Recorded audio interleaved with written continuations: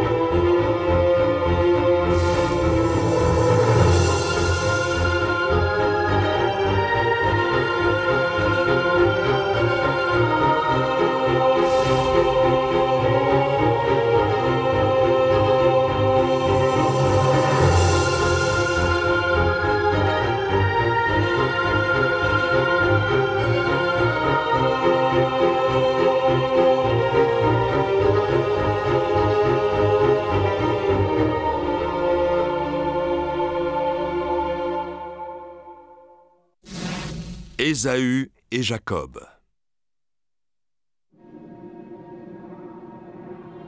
Abraham engendra Ismaël et Isaac.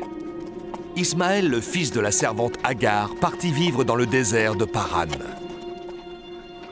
Et comme l'avait annoncé Yahvé, de ses enfants et de ses petits-enfants, bientôt émergea une grande nation. Isaac, le fils de Sarah, resta avec son père Abraham jusqu'à sa mort, et il hérita de toutes ses possessions. Isaac et Ismaël enterrèrent ensemble le corps de leur père Abraham dans la grotte de Macpéla, devant le champ que le vieux patriarche avait acheté pour y enterrer sa femme Sarah, la mère d'Isaac. Isaac avait 40 ans et vivait dans le désert du Néguev, quand un jour, alors qu'il sortait de sa tente au coucher du soleil, il vit venir à lui la plus jeune fille de Bethuel, la sœur de Laban, que son père Abraham lui avait choisie pour femme. Elle approchait à dos de dromadaire, accompagnée de ses servantes. Dites-moi, savez-vous qui est cet homme qui s'approche de nous? Rebecca, cet homme est mon maître, c'est le fils du vieil Abraham. Alors, c'est mon futur mari.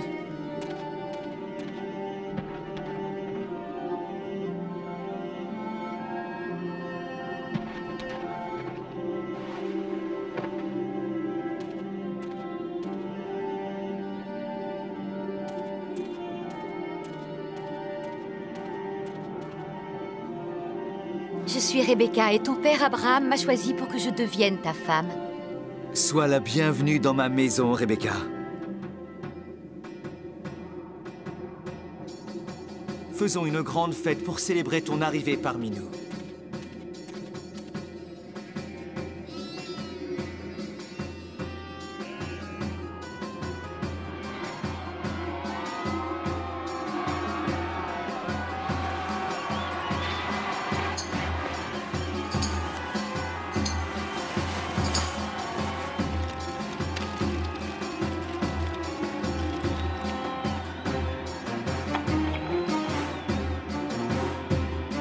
Isaac n'a plus d'appétit, il n'a Dieu que pour Rebecca.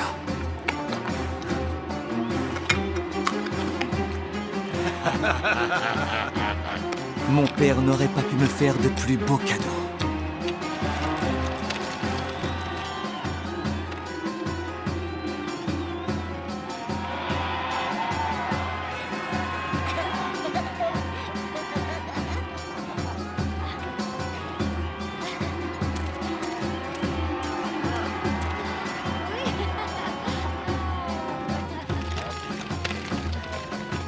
Entre dans la tente de ma mère, je l'ai fait réparer pour toi. Je te suivrai partout.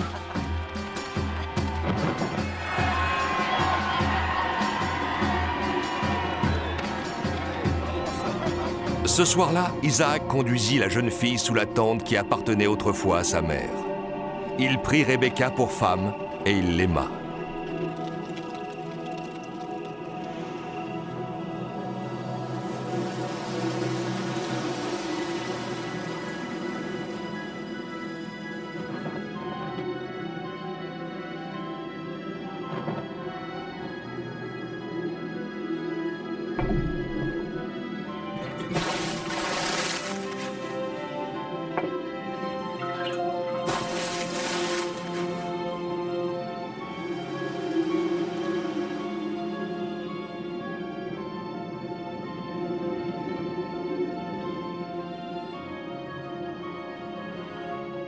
Que le nom de Dieu soit béni. Sans lui, le ciel et la terre seraient vides de sens. Sans lui, notre vie ne serait rien.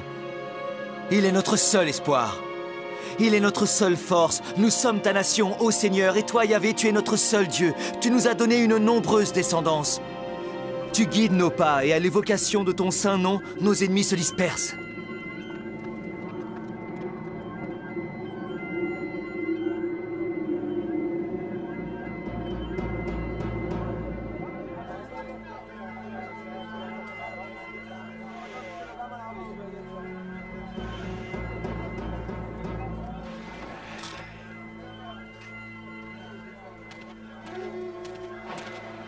Merci beaucoup, mon ami. Tu as fait une bonne affaire. Maintenant, écoute-moi, il y a encore autre chose que j'aimerais t'acheter. Toute ma marchandise est sous tes yeux. Tu n'as qu'à faire ton choix. Rien ne me ferait plus plaisir que de faire d'autres affaires avec toi. Je suis riche, comme tu as pu le constater, et je te paierai volontiers 2 pièces d'or pour ce que je te demande. Dis-moi ce qui t'intéresse dans mon étalage. Elle. Je voudrais prendre pour femme la jeune fille qui coud là-bas, avec le foulard rayé. Cela fait des jours que je l'observe.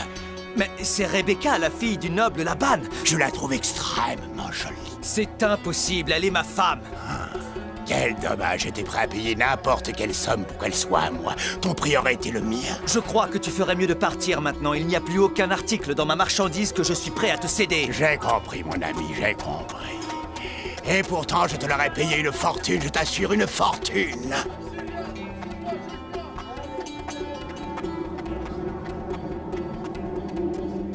Les années ont passé. Isaac était toujours amoureux de sa femme, mais Rebecca ne pouvait avoir d'enfant.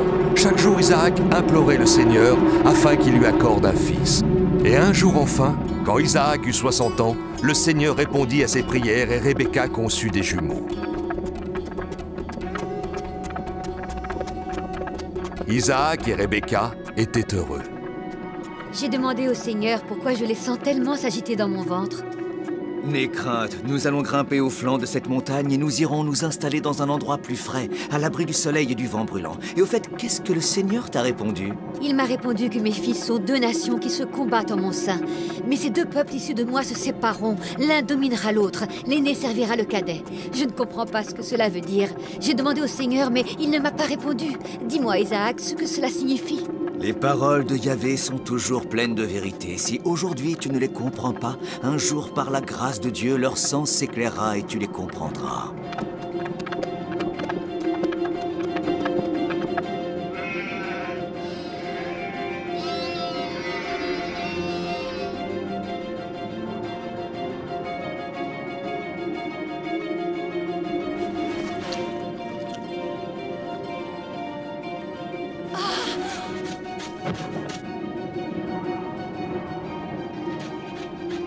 Isaac, ton premier enfant est né. Il a les cheveux roux. Mon premier enfant est né, il sera le plus juste.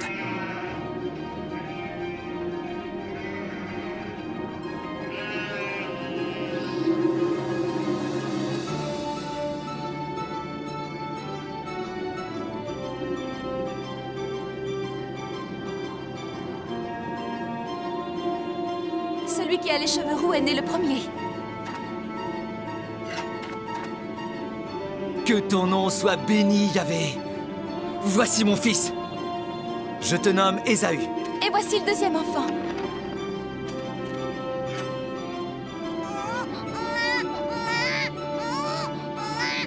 Que ton nom soit béni, Seigneur. Voici mon deuxième fils, Jacob. Je l'ai circoncis aujourd'hui, comme je l'ai été moi-même autrefois, en signe de l'alliance entre mon peuple et toi, Seigneur. Que ton saint nom soit béni à jamais. Les années passèrent. 15, 20, 25. Les jumeaux grandirent et leurs vies se séparèrent petit à petit. Ésaü devint un chasseur adroit. Il rapportait toujours à son père les meilleures pièces du gibier qu'il abattait. Jacob, lui, devint berger, éleveur de moutons, de chevaux et de chameaux. Ensuite, il devint un marchand avisé, et cela plut à son père Isaac, mais aussi à sa mère Rebecca parce qu'il contribuait grandement à la richesse de la famille.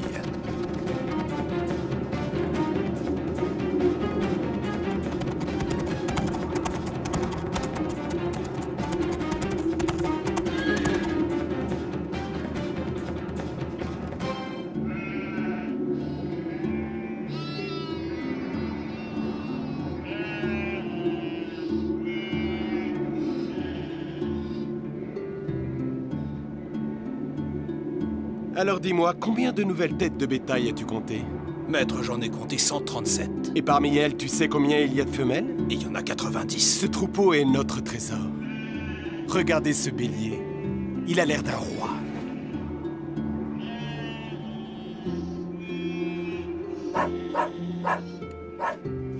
Lequel de vous trois est Jacob, le fils d'Isaac? On m'a dit que je le trouverais ici. Qu'est-ce que tu veux? On m'a parlé de ton troupeau et je suis venu pour t'acheter un bélier et 30 brebis. Si tu veux acheter du bétail, c'est avec mon père que tu dois parler. C'est ce que je croyais, mais ta mère m'a dit que c'était toi qui t'occupais de ses affaires. Il t'en coûtera 1 pièce d'or et 30 pièces d'argent. Je suis sûr que ton père m'aurait demandé beaucoup moins. Dans mon troupeau, tous les moutons sont en bonne santé. Si mon prix ne te convient pas, je suis désolé, mais personne ne te force. Au revoir. Tu as bonne réputation, Jacob, je les prends. Tiens. 1 pièce d'or et 30 pièces d'argent. C'est bien, tu as fait une bonne affaire, Jacob. Père, je suis heureux aujourd'hui. J'ai fait une bonne affaire, c'est vrai, mais c'est grâce à tes conseils avisés.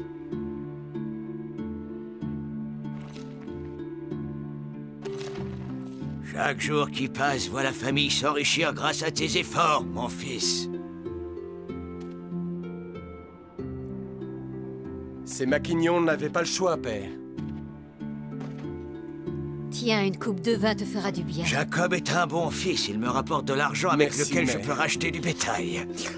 Et quand plus tard il revend ce bétail, cela nous rapporte encore de l'argent. J'aime Jacob, mais à la vérité, quand Ésaü revient de la chasse et qu'il m'offre ce gibier que tu cuisines si bien avec des herbes, Ésaü est comme un ange pour moi.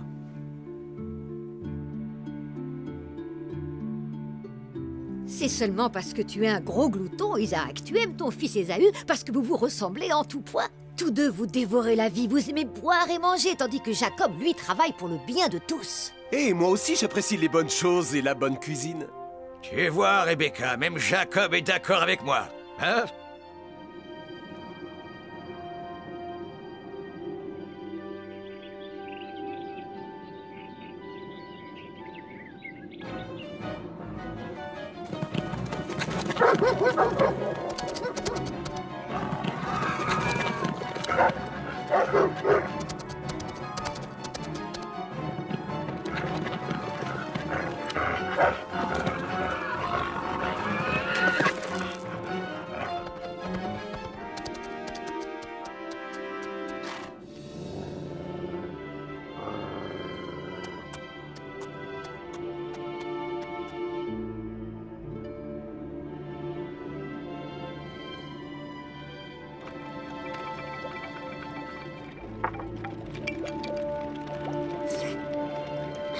Qu'est-ce que tu nous prépares dans cette marmite? Ça sent délicieusement bon.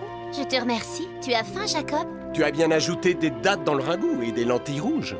Mais oui, bien sûr, je vais t'en servir une écuelle si tu veux. J'ai hâte d'y goûter. Ah.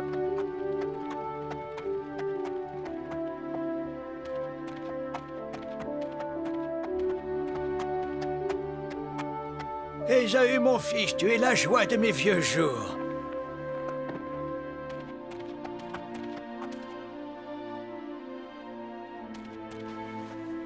Ésaü. Tu es revenu sain et sauf, mon fils. C'est pour toi, mère. J'ai pensé à toi et je l'ai acheté à un marchand dans une oasis pendant mon voyage. Tu as toujours été attentionné, je te remercie, mon fils. Je suis affamé comme un loup en hiver. Va, la servante a préparé un plat de lentilles.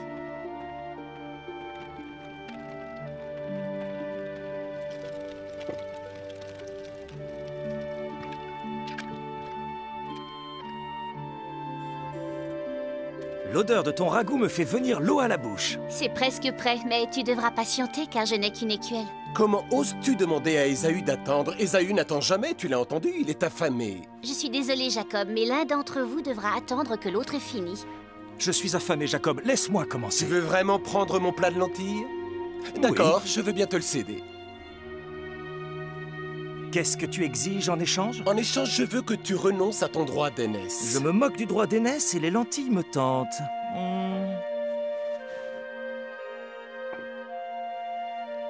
Ah, Alors jure que tu m'abandonnes ton héritage pour ce plat de lentilles. oui, je le jure. Je vous servirai de témoin. Tu es une bonne cuisinière, mais ta parole n'a pas assez de poids. Alors moi, je servirai de témoin. Faites-vous suffisamment confiance à votre mère, tous les deux?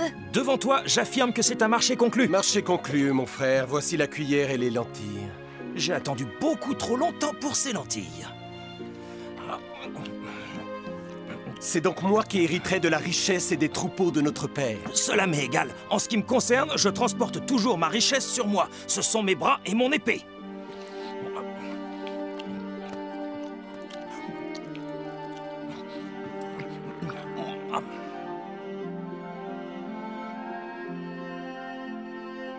Et le nombre de chameaux? J'ai combien de chameaux? Maître, le troupeau compte 127 jeunes, 94 adultes et 46 bêtes âgées. Il faut bien les nourrir. Celles-là ont travaillé toute leur vie et elles méritent d'être bien soignées. Et combien de chevaux et de juments as-tu compté? 220, maître. Et les moutons? Il y en a plus de 4000. Plus de 4000? Alors je suis devenu un homme riche. Et combien est-ce que je possède de pièces d'or, Rebecca? Tu en possèdes précisément 3212. 3212, je suis un homme comblé, je suis vieux et aveugle, oui, mais Yahvé m'a accordé une vie merveilleuse. Je vais bientôt vous quitter, mais je suis heureux de léguer puissance et richesse à mon fils Ésaü. Il a toujours été bon avec moi. Ne conviendrait-il pas que tu laisses une partie de tes richesses à ton autre fils Jacob? Jacob n'en a pas besoin. Jacob est malin. Il sait comment vendre et comment acheter. Il sait comment faire pour devenir riche.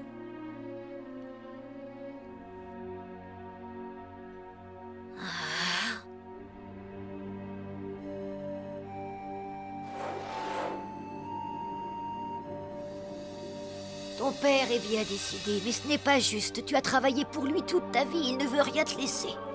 Je ne comprends pas. Ésaü n'a jamais travaillé et ton père a décidé de lui laisser tous ses biens. Ce n'est pas la faute d'Ésaü, c'est la décision de notre père. Eh bien moi, je trouve que c'est une décision injuste.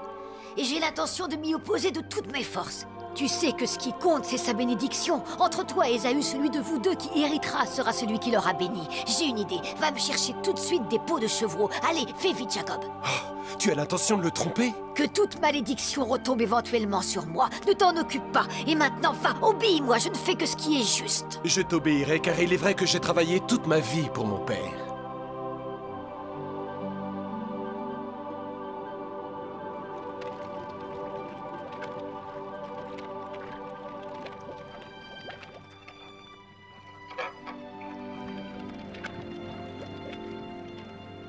Je ne vois plus que des ombres, mais je peux sentir l'odeur des gants en peau de chevreau d'Ésaü. Il doit être tout près d'ici. Il est venu pour obtenir ta bénédiction. C'est ton premier-né, tu te souviens, celui qui a les cheveux roux. Je sens son odeur, je serai heureux de le bénir. Il m'a toujours réservé les meilleures pièces de son gibier.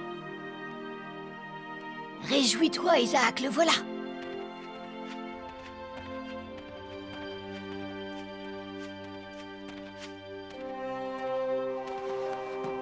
Approche-toi plus près et embrasse-moi, mon fils bien-aimé. Je suis venu devant toi pour recevoir ta bénédiction. Accorde-la-moi, Père, je te prie. Qu'est-ce qui est arrivé à ta voix, Ésaü? Elle n'a pas l'air d'être tout à fait la même que d'habitude. Mais je sais que c'est toi. C'est bien l'odeur de mon fils aîné. Tu sens aussi bon qu'un champ fertile béni par le Seigneur. Père, je t'ai apporté tes pièces de gibier préférées. Merci, mon fils.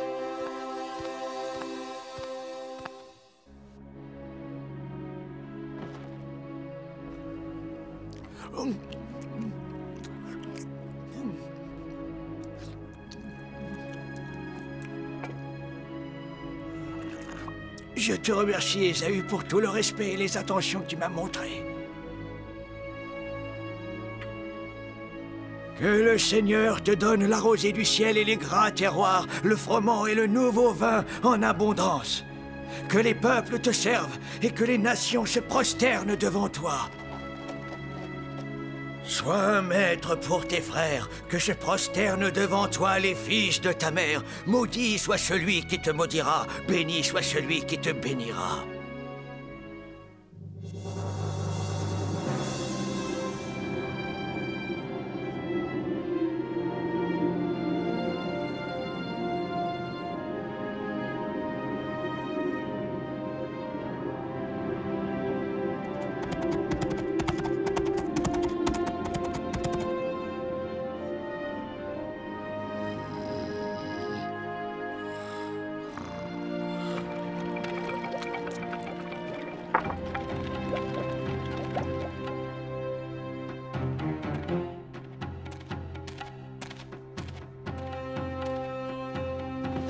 Mais pourquoi m'apportes-tu encore de la nourriture, mon fils? Père, je t'apporte ton gibier préféré parce que je veux que tu me donnes ta bénédiction. Ésaü, je t'ai déjà donné ma bénédiction quand tu es venu tout à l'heure, et avec elle, je t'ai légué tous mes biens puisque tu es mon fils aîné.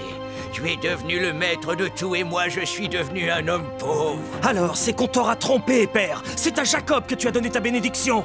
Ah, non! Ah, non! Mon Dieu! Quel malheur!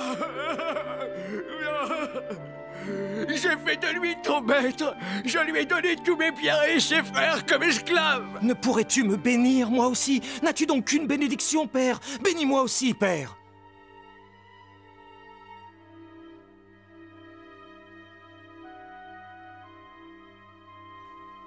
Tu vivras de ton épée et tu serviras ton frère, mais quand tu t'affranchiras, tu secoueras son joug de dessus ton cou.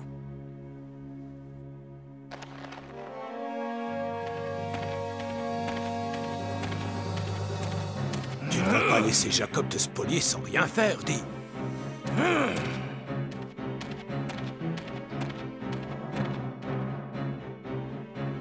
Tout le monde à cheval! Trouvez-moi mon frère Jacob, il n'échappera pas à ma colère!